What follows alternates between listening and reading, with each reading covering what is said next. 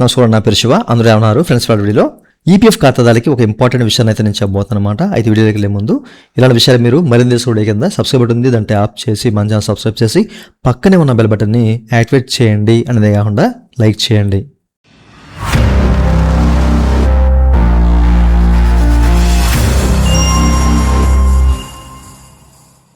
ఇక టాపిక్లోకి వెళ్ళే ముందు పీఎఫ్ సంబంధించినటువంటి క్వైరీ సర్వీస్ కావాలంటే పెయిడ్ సర్వీస్ ఉంది, మమ్మల్ని అయితే కనెక్ట్ అవ్వచ్చు.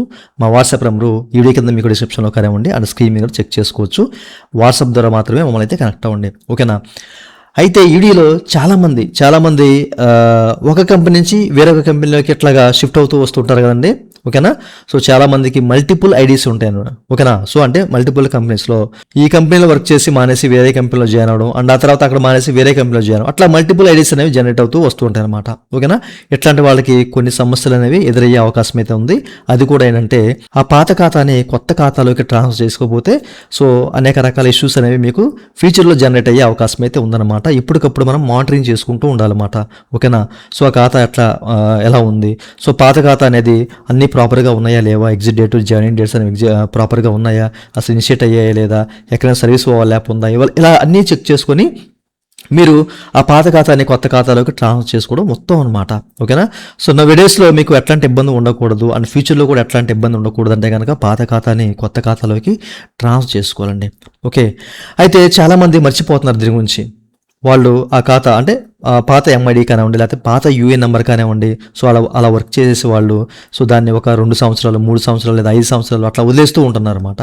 దీనివల్ల ముఖ్యంగా మనం లాస్ అయ్యేది ఏంటంటే ఇంట్రెస్ట్ అనమాట. సో ప్రస్తుతం మనకి మన పిఎఫ్ ఖాతాలో ఇంట్రెస్ట్ పడుతుంది. ఇప్పుడు నెక్స్ట్ మంత్ నుంచి మనకి ఈ యొక్క 2025-26 ఆర్థిక సంవత్సరం సంబంధించిన వడ్డీ అనేది పడే అవకాశం ఉంది. కాబట్టి సో తప్పనిసరిగా మీకు పాత ఖాతా ఉంటే కనుక ఆ పాత ఖాతాని కొత్త ఖాతాలోకి ట్రాన్స్ఫర్ చేసేసుకోండి, ఓకేనా?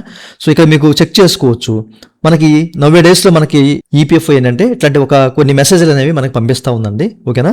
సో మీ పాత ఖాతా ఏదైతే ఉందో అది ఇనాపరేటివ్ అయింది, మీరు ఇంట్రెస్ట్ కోల్పోతారు అని చెప్పేసి ఇట్లా ఒక మెసేజ్ అయితే మీకు పంపించడం జరుగుతుంది. మీరు చెక్ చేసుకున్నారో లేదో ఒకసారి చెక్ చేయండి. మీ ఇన్బాక్స్ మీకు గనక ఒకవేళ ఇట్లాంటి పాత ఖాతా ఉంటే కనుక అది కూడా ఏంటంటే 3 సంవత్సరాలు, ఓకేనా? ఒక పాత ఖాతా కనుక 3 సంవత్సరాలు ఎట్లాంటి ట్రాన్సాక్షన్ జరగకుండా ఉంటే అది ఇనాపరేటివ్ అయ్యే అవకాశం అయితే ఉంది. అట్లాంటి ఖాతా మీకుంటే కనుక మీకు ఎట్లాంటి మెసేజ్ అనేది వచ్చి ఉంటుంది, ఒకసారి ఇన్బాక్స్ ఓపెన్ చేసి చెక్ చేసుకోండి మీ మెసేజ్ బాక్స్ అనేది, ఓకేనా? సో ఇక్కడ క్లియర్గా మెన్షన్ చేశారనమాట, ఓకే? అయితే మీరు ఏం చేయాలి? Please transfer to your active EPF account, ఓకేనా? అంటే ఆ పాత ఖాతా ఏదైతే ఉందో దాన్ని ఇప్పుడు మీరు యాక్టివ్లో ఉన్న ఖాతా కానివ్వండి, చివరిగా వదిలేసిన ఖాతా ఏదైతే ఉందో అందులోకి ట్రాన్స్ఫర్ చేసుకోండి. లేదా మీరు సెటిల్మెంట్ చేసుకోండి, ఫైనల్ సెటిల్మెంట్. ఇన్ కేసు కనుక మీరు ఎక్కడ ఉద్యోగం చేయకుండా ఉన్నారు, సో మీ ఖాతా అనేది 2 సంవత్సరాలు లేదా 3 సంవత్సరాలు 4 సంవత్సరాలు 5 సంవత్సరాలు అట్లాగే ఉండిపోయింది అది, ఓకేనా? సో అట్లాంటి ఖాతా ఉంటే కనుక మీకు ఎట్లాంటి ఉపయోగం ఉండదు, ఇనాపరేటివ్ అయిపోతుంది, దాంతోపాటు వడ్డీ రాదు. సో అట్లాంటి ఖాతా ఉంటే కనుక తప్పనిసరిగా మీరు సెటిల్మెంట్ చేసుకోండి అని చెప్పేసి ఇట్లా మెసేజ్ అనేది వస్తుందన్నమాట. ఇన్ కేసు కనుక మీరు ఆల్రెడీ ఉద్యోగం చేస్తున్నారు, యాక్టివ్లో ఉన్నారంటే కనుక దాంట్లో కూడా ట్రాన్స్ఫర్ చేసుకుంటే మీకు వడ్డీ అనేది కలుస్తూ ఉంటుందన్నమాట, ఓకేనా? ఇన్ కేసు మీకు పాత యూఎన్ నెంబర్ ఉంటే అది ఇన్యాక్టివ్ అయిపోతుంది, ఇనాపరేటివ్ అయిపోతుంది. సో తర్వాత ఫర్దర్గా మీరు ఎట్లాంటి ట్రాన్సాక్షన్ చేయలేరు, అండ్ దాన్ని మీరు యాక్టివ్ చేయాలంటే వేరే కంపెనీలో జాయిన్ అవ్వడము లేదా మీరు పిఎఫ్ ఆఫీస్కి వెళ్ళి దాన్ని మీరు యాక్టివ్ చేయించుకోవడము ఇట్లాంటివి చేయించాలి. లేకపోతే మీకు మీ పాత ఖాతాలో ఉన్న వడ్డీ కోల్పోతారు, అండ్ దాంతోపాటు మీరు అమౌంట్ కూడా తీరైన పరిస్థితి ఉంటుందన్నమాట. సో దయచేసి ఇట్లాంటి వాళ్ళు ఎవరైతే ఉన్నారో మల్టిపుల్ ఎంఐడీస్ ఉన్న వాళ్ళు, అట్లాగే 3 సంవత్సరాలు 4 సంవత్సరాలు అట్లాగే ఆ ఖాతాను వదిలేసిన వాళ్ళు ఉంటే కనుక తప్పనిసరిగా ఆ పాత ఖాతాని కొత్త ఖాతాలోకి ట్రాన్స్ఫర్ చేసేసుకోండి, ఓకేనా? సో ఈ విషయాలు మీకు క్లియర్గా అర్థమయ్యాయి అనుకుంటున్నాను. ఎందుకంటే మనకి వడ్డీ పడే సమయం నెక్స్ట్ మంత్ నుంచి.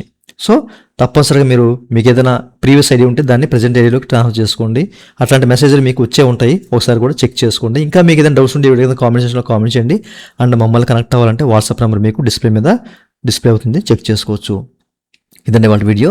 ఈ వీడియో మీ నచ్చితే వీకెండ్ లైవ్ ఉంటుంది, లైక్ చేసి మనం సపోర్ట్ చేయండి. అలాగే ఇలాంటి విషయాలు మీరు మళ్ళీ తీసుకోవడం కింద సబ్స్క్రైబ్ బటన్ ఉంది, దాంట్లో యాప్ చేసి మన సబ్స్క్రైబ్ చేసి పక్కనే ఉన్న బెల్ బటన్ని యాక్టివేట్ చేయండి. Thank you for watching and జై హింద్.